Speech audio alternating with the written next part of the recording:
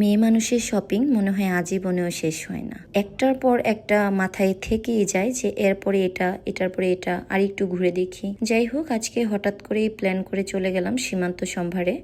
অনেকদিন ধরে শুনতেছিলাম এখানে নাকি ট্রেন্ডি ড্রেসের দারুণ দারুণ কালেকশন আছে, তো ভাবলাম ওখানে গিয়ে নিজেই ট্রাই করে দেখে আসি। যাই হোক, ভিতরে ঢুকেই প্রথম যে জিনিসটা মনে হলো, যাক আশাটা সার্থক। চারদিকে শুধু কালারফুল ড্রেস, এত সুন্দর করে ডেকোরেশন করা, মানে মনে হচ্ছিল যে আজকে এখান থেকে ড্রেস না নিয়ে যাওয়াই যাবে না। কুর্তি সবকিছুরই একটা আলাদা ভাইব আছে, ডিজাইনগুলো একদমই ইউনিক। সোশ্যাল মিডিয়ায় যেগুলো দেখি ঠিক সেই রকম, তবে হ্যাঁ প্রাইস একটু বেশি, কিন্তু অনেস্টলি বলতে গেলে কোয়ালিটি আর ডিজাইন দেখলে মনে হয় না ঠিকই আছে। তারপর যাই হোক গেলাম জুতার সেকশনে, আর ওখানে আমি পুরো একদমই ফিদা। এত সুন্দর সুন্দর জুতা, হিল, স্যান্ডেল, ক্যাজুয়াল সবকিছু এত পরিমাণ ক্লাসি। একটা জুতা চোখে পড়লো, ট্রাই করলাম, আর পরার পর মনে হচ্ছিল ভাই এটা আমার জন্যই। এই জুতাটা মারাত্মক রকমের সুন্দর ছিল, আর সবচেয়ে বড় কথা আমার পায়ে এত পরিমাণ ভালো লাগতেছিল, আর হিলটা মানে কি যে বলবো।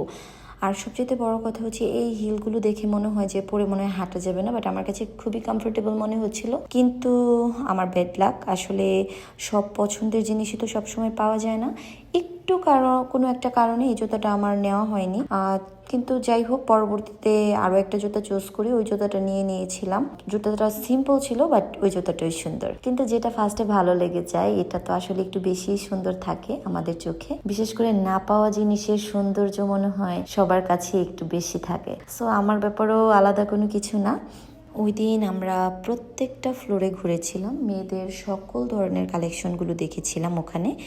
আর যদি কালার পছন্দ হয়, সাইজ মিলছিল না, সব কিছু মিললে প্রাইস মিলছিল না, মানে একটা হজবরল অবস্থা। আর ঈদ আসাতে মনে হয় যেমন ওরা দ্বিগুণের দ্বিগুণ প্রাইস বলছে। আর প্রাইসগুলো ফিক্সড যদিও, কিন্তু আমার কাছে মোটামুটি একবার মনে হচ্ছিল একটু হাই রেঞ্জ। যাই হোক, মনে হচ্ছিল যে আরো কিছু শপিং মল ঘুরে তারপরে ড্রেস নিব। আর ঈদের ড্রেস বলে কথা, খুব সহজেই তো আমরা চাইলেও পছন্দ হলেও চাই যে আরো কিছু দেখে নিই। সবকিছু মিলিয়ে সব ঘোরাঘুরির পরে তারপর এখান থেকে কিছু শপিং করার পরে বের হয়ে গিয়েছিলাম। আর শেষে যখন বের হচ্ছিলাম মনে হচ্ছিল আজকের শপিং এক্সপিরিয়েন্সটা ভালোই ছিল।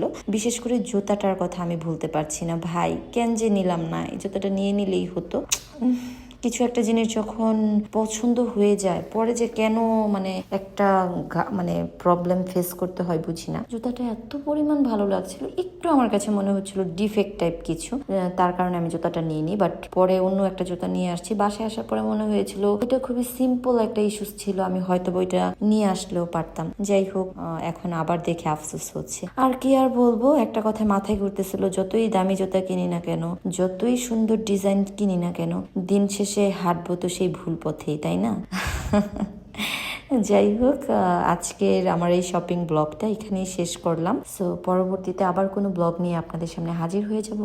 সো সবাই সেই পর্যন্ত ভালো থাকবেন। আল্লাহ হাফেজ।